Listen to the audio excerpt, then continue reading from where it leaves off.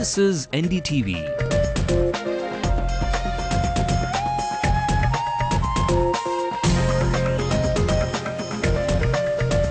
And you're watching NDTV Hindu.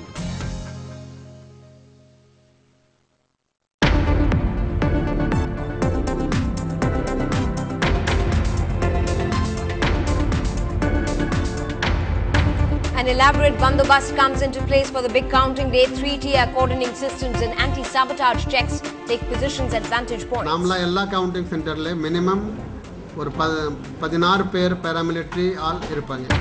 An MBA graduate and his accomplice are arrested within a day for a kidnapping case. The victim was harassed with alleged secret video clippings.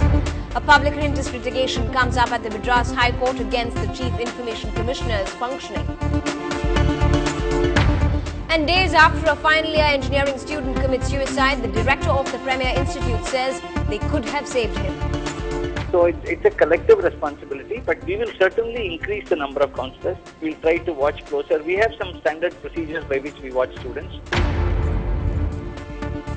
Welcome to the late night news on NDTV Hindu with me, Evelyn Matthew. All of the day's top stories from Chennai and Tamil Nadu coming your way in the next 30 minutes. But the national and the headlines from the world over before that. Pakistan's Interior Minister discloses to NDTV that he sent P. Chidambaram a private message not to allow the Osama operation cast a shadow on ties. Mr. Malik tells NDTV, we are serious about giving India access to voice samples of the 2611 accused. A huge turnout of voters in Bengal's Lalgarh area, which saw a massive Maoist uprising. Polling has been largely peaceful. And Dada plays and wins in his first match of IPL 4. The Pune Warriors win over the Deccan Chargers by 6 wickets. The state of Tamil Nadu will hear its verdict on whose rule it will be in 2 days' time and which of the political heads of the state will have the government to be formed soon. But ahead of that very crucial result is the counting day, which is soon a priori, and that comes after a long month's wait. In fact, elaborate security and bandobast arrangements have been made for the 13th of May. There are a total of 234 counting centres at 91 locations across the state. A three-tier cordoning system has been arranged with adequate number of striking forces kept at standby to tackle any law and order situation or untoward incidents. The DGP of Tamil Nadu has declared that anti-sabotage checks will be conducted before the start of counting.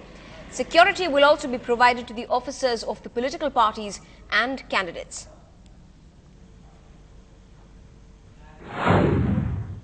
For each counting center, we have provided 1.5 sections, that is minimum of 12 personnel from paramilitary forces. They will be in the inner cordon, that is near the counting hall, strong room, and in between they will be escorting the EVMs from strong room to the counting hall. That is the paramilitary forces. Total we have 45 companies of paramilitary forces. Other than that, in the middle cordon, outer cordon, Tamil Nadu Armed Reserve, Tamil Nadu Police with the local officers. A DSP will be in charge of each counting center, who will check up the identity card and then allow people to go inside. Frisking will be there, anti-sabotage check will be carried out. And as already has been told by Election Commission, the mobile phones are not allowed except observers to be taken inside. All those aspects will be ensured by the local officers present there. In front of the counting center, there will be local police bandobast depending upon the need, and they will take care of control of crowd or removing the crowd which is not required to be there.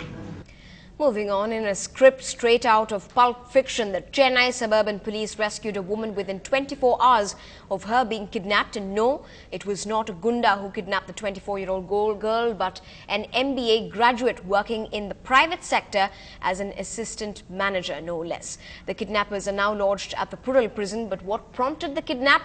Our reporter Salim tells you more. It's shocking but true. A MBA graduate kidnapped his former classmate Anusya, getting a friend to help him. He then locked her up in their house in suburban Seliyur, then called her father a businessman, demanding a ransom of 40 lakh rupees. The kidnapper had reportedly been a friend of Anusya's. பல்வேறு இடத்துல அவங்க வந்து இங்கே அங்கேன்னு fake பண்ணிட்டு move பண்ணிகிட்டே இருந்தாங்க. 34 லட்சம் ரூபா பணத்தை அவங்க அப்பாராவ் அந்த பொண்ணோட அப்பாராவ் வந்து கொடுத்து கனவேல் மூலமாக கனவேலில் கொடுக்கும்போது நாங்கள் கனவேலை பிடிச்சி விசாரிக்கும் போது அந்த பொண்ணை வந்து நாங்கள் கடத்த மாதிரி கௌரிவாக்கத்துலேயே அந்த பொண்ணை வந்து கடத்திருக்காங்க. அந்த பொண்ணையும் பத்திரமா மீட்டோம். அந்த சம்பவத்தை பயன்படுத்த செல்லு மற்ற பணங்கள்லாம் மீட்டு அந்த குற்றவாளிகள் நீதிமன்றத்தில் ரிமாண்ட் செய்கிறோம். However, things went wrong for the kidnappers. The police, getting a tip-off, swung into action and caught the culprits when the father handed over the ransom amount. The police managed to grab the prime accused Vinod Kumar with the help of the accomplice, and Anusya was rescued. The investigators say the prime accused convinced his accomplice that it would be easy money if they successfully carry out the kidnap. But little they know that they will end up landing in jail. In Chennai, Salim for NDTV Hindu. Now, just when the uproar over the Chief Information Commissioner K.S. Sripathy started to settle, a public interest litigation at the Madras High Court has kicked up some more dust. The public interest litigation that has been filed has asked for some restraint on the functioning by Mr. Sripathy.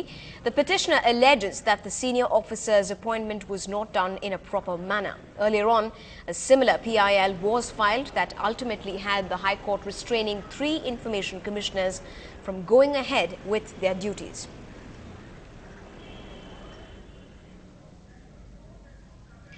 Coming up on the bulletin, just when we thought Lalit Modi was missing from the big IPL picture, he feels for his home pitch after Malia takes a dig at his bastion.